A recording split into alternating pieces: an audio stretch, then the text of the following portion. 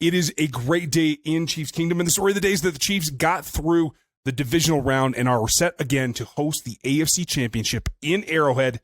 This is Ryan Tracy with your daily update from Locked On Chiefs. This game was quite unique, and I have to say that upon further review, not only was it one of the biggest in history in terms of surmounting a deficit that you put yourself in, to be quite honest, that they were able to overcome and come back from, but it was also a game that was so unique in the way that points were scored. We have to take a look at just what the offense was able to do. 7 straight touchdown possessions. Patrick Mahomes flinging it all over the yard. 3 touchdowns each by Travis Kelce and Damian Williams. Backup Blake Bell scored. All kinds of things went on the offensive side. But the defensive side held up very well as well. They were dealing with some injuries. The loss of Juan Thornhill in Week 17 was a big rub, and they used a combination of different safeties to make up the gap. And what that allowed them to do is move players around and still maintain what is the schematic advantage that the Spagnuolo defense has over the opposition. Using Dan Sorensen, who had a heck of a game, especially on special teams, Kendall Fuller, and just a touch of Armani Watts, a little bit less than I expected. But that, too, is going to be just fine because that's just another player that you can have in reserve. They got over that.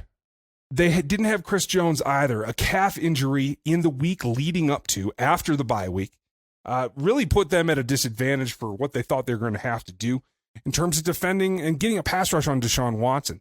They were able to do that regardless. And it comes down to Chris Jones should be available later in the week. It is day-to-day, quote-unquote, from Andy Reid, as we heard on Monday in his press conference. And it's something that is going to have a lot of attention placed on it this week. And that's good, but they were able to work without him. And that defense played very well. And despite the score being 31, the defense really only gave up 17 points. And that's very consistent with what we've seen from this defensive unit over the last 5-6 weeks of the regular season. There were a couple of specifics, a special teams touchdown, and one that I'm not even going to give the defense. It was a 4-yard touchdown that when the ball was turned over and the defense had to defend from the 6-yard line. That's a little bit ridiculous and quite frankly, very hard to defend.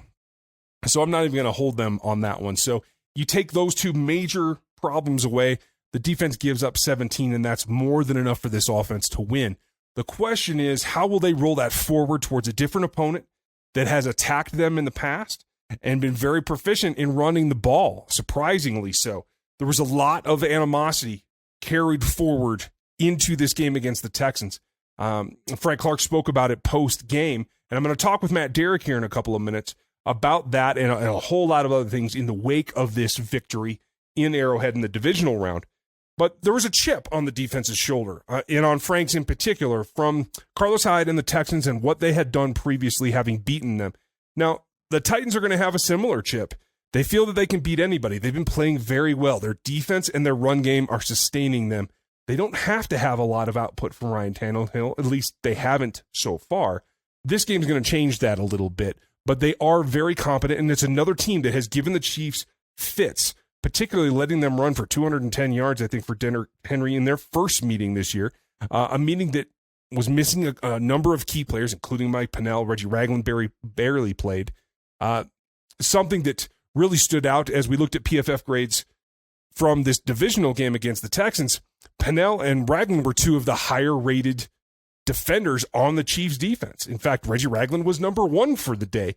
So it does stand out that not only is the defense as a whole ready, but the specific players that need to be ready for the Titans seem to be peaking as well. And that bodes well for what the defense is going to be able to do, so long as the offense doesn't have to be down 21 points to get jump-started.